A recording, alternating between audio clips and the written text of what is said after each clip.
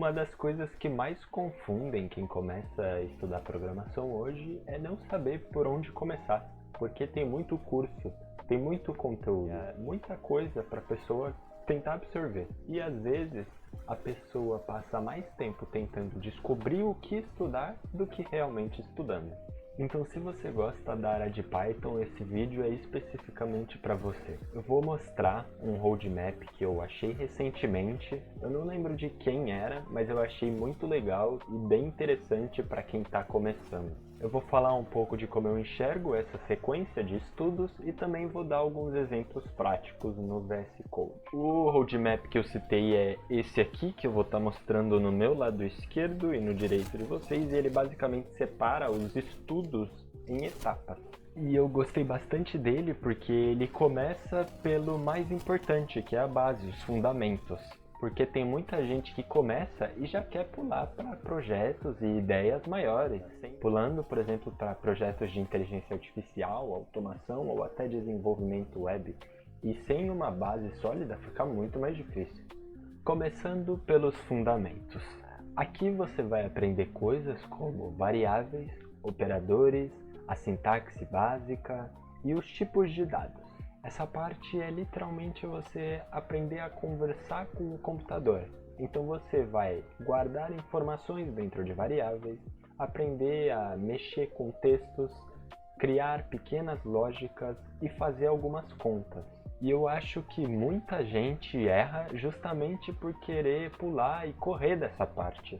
Porque programação parece muito mais difícil quando a base não está sólida. Aqui eu trouxe alguns exemplos com variáveis, tipos de dados e operador. Eu tenho a variável nome, que recebe um tipo de dado str, que é uma string, ou seja, ela vai receber uma escrita, onde ele pede digite seu nome. O n1, onde é o primeiro número, sendo do tipo de dado int, inteiro, então ele vai receber um número inteiro. E a mesma coisa para o n2, recebendo um segundo número inteiro. Aqui eu tenho a próxima variável que é a soma, e essa soma vai receber a variável n1 e a variável n2 e vai somar elas duas. No final eu printo a variável nome e printo a variável soma. Então executando o código aqui no terminal ele pede um nome, eu digito o nome. Ele pede o primeiro número, eu digito 10 e o segundo pode ser 15. Ele vai printar o nome e a soma. Após os fundamentos, vamos para a estrutura de dados. E aqui você aprende a organizar informações dentro do seu código. Por exemplo, as listas servem para guardar vários valores. E um termo que vocês vão escutar é que as listas são mutáveis, então elas podem sofrer alterações, como adição, remoção, modificação e organização dos elementos da sua lista. Aqui a lista guarda vários nomes dentro de uma única variável chamada nomes. E quando eu printo ele, eu recebo aqui embaixo no terminal a lista com os nomes. Já os dicionários, eles funcionam como fichas com informações organizadas. Aqui eu tenho o usuário sendo um dicionário, onde ele tem a chave nome, o valor do nome é Lucas, vírgula, chave idade, o valor de idade é 18, chave profissão, o valor de profissão é bombeiro. E caso eu queira consultar esses valores, eu falo o nome do dicionário e printo a chave que eu quero consultar. Então, por exemplo, eu quero saber o nome dele, eu printo o dicionário, entre colchetes, que é o colchetes quando você usa assim é para posição. Então eu quero o usuário na posição de nome, ele vai me responder com Lucas. Agora eu quero o usuário na posição de profissão, ele vai me devolver bombeiro. E também existem as tuplas, que elas são parecidas com as listas, porém diferente das listas que são mutáveis, as tuplas são imutáveis. Então elas são bem utilizadas quando você quer manter informações que não mudam, informações fixas e que não vão mudar ao longo do seu código. E eu tenho a variável coordenadas recebendo uma tupla de dois valores, que eles, se tivessem um código maior, eles seriam fixos. Então essas coordenadas sempre vão ser 10 e 20. E agora indo para as funções. E aqui onde os códigos começam a ficar mais profissionais. Porque ao invés de você criar vários códigos repetidos, você cria uma função e toda vez que você chama ela, ela faz uma tarefa específica. Por exemplo, você cria funções para validar senha, para calcular média ou mostrar mensagens. Aqui eu crio uma função chamada saudação e o nome dentro do parênteses é o argumento da função. Então, quando eu passo, por exemplo, o nome Lucas, a função vai utilizar esse valor para executar o print olá nome. Então, quando eu passo aqui embaixo saudação, ele já me mostra aqui qual argumento eu tenho que passar. Caso eu queira, eu posso passar ele direto aqui, que vai dar o resultado de olá Felipe, ou eu também posso passar o nome igual e Lucas, onde ele vai me retornar olá Lucas também. Aqui eu estou calculando uma raiz quadrada manualmente usando potência. Ela funciona, mas imagina você fazer várias contas sendo, claro, mais complexas, assim o tempo inteiro. Agora, usando a biblioteca Math, o Python já entrega essa funcionalidade da raiz pronta. Então, ao invés de eu ficar criando lógica matemática toda vez, eu simplesmente importo uma ferramenta que já existe, que é o Math, que é a biblioteca, e uso a função sqrt, que é da raiz quadrada. E também tem as funções built-in, que elas já vêm no próprio Python, então você não precisa importar de outras bibliotecas para você usar ela. Como, por exemplo, o print, o input e o len. Aqui a função len dentro do print funciona para mostrar quantos itens tem dentro da lista de nomes. Então, como vocês podem ver, eu não importei nada aqui em cima.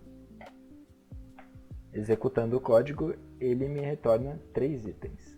Depois das funções, a gente vai para POO.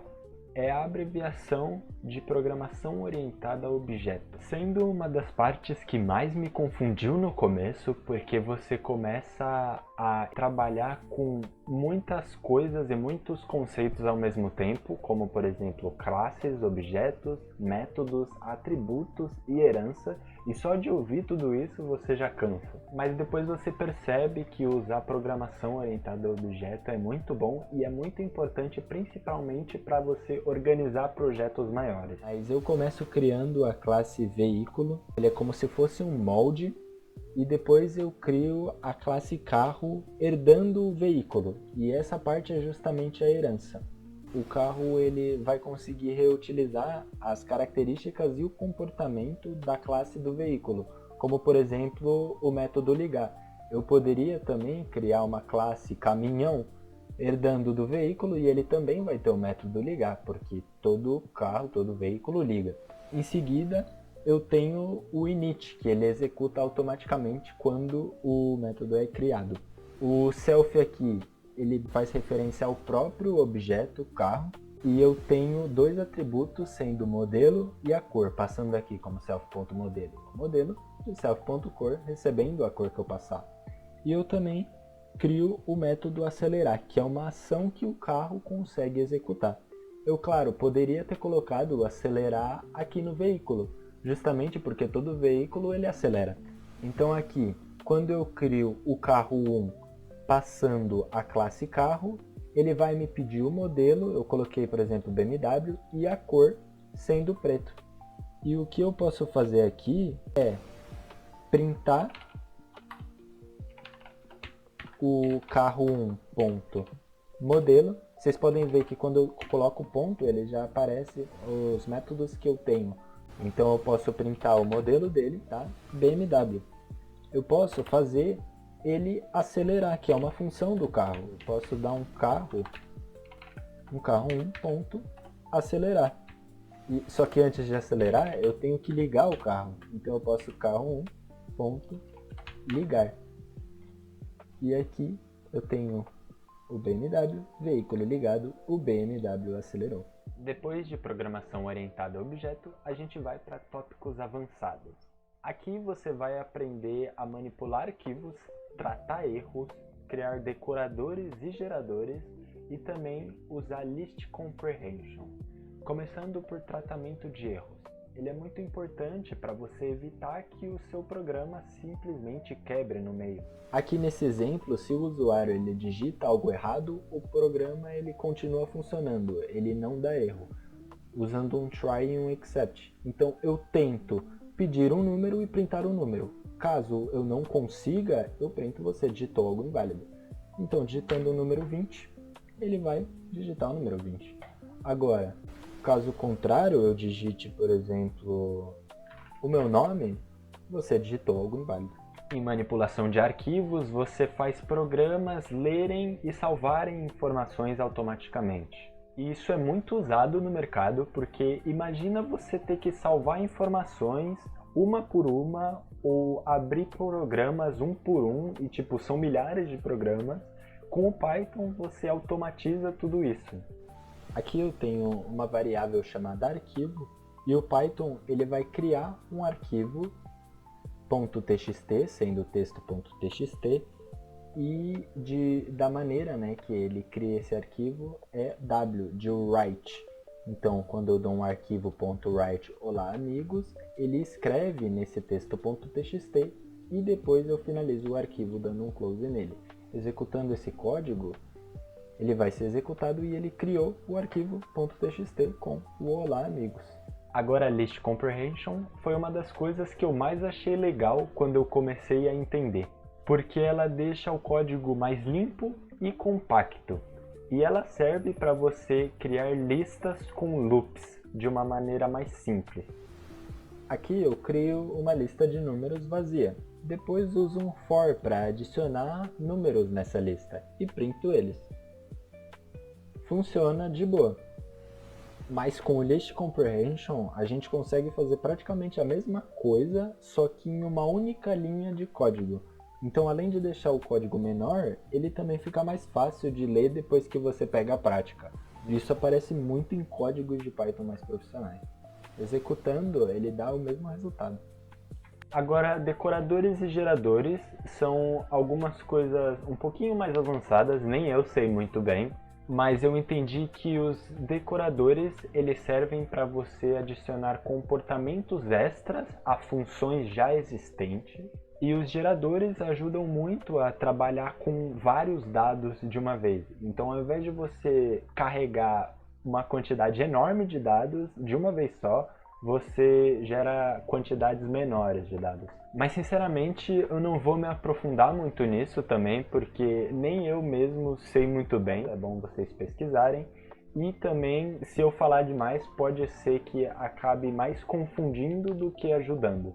Porque uma vez que você entende lógica, funções, estruturas de dados e programação orientada a objeto, esses assuntos mais avançados começam a fazer muito mais sentido naturalmente. Então, por enquanto, eu acho que é mais importante que vocês saibam que essas ferramentas existem e não necessariamente precisam dominar tudo. E agora, quando vocês já têm essa base, vocês já entendem muito melhor do Python, onde usar ele. Uma coisa legal do Python é que depois da base você consegue ir para várias áreas diferentes. Então você não precisa aprender tudo de uma vez. Você pode se interessar por uma área e se aprofundar nas ferramentas que aquela área usa. Então, tendo uma base mais consolidada, fica muito mais fácil também de você mudar de área caso a que você esteja não te agrade mais. Começando por web.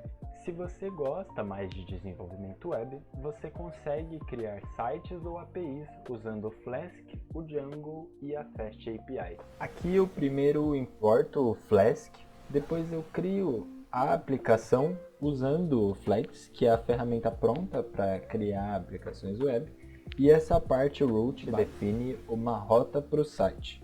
Então, quando alguém acessar a página principal, o Python executa essa função def início, retornando olá mundo. O servidor ele vai receber uma requisição e executa a função e devolve a resposta para o navegador. Eu finalizo o código aqui usando um app.run só para rodar o app.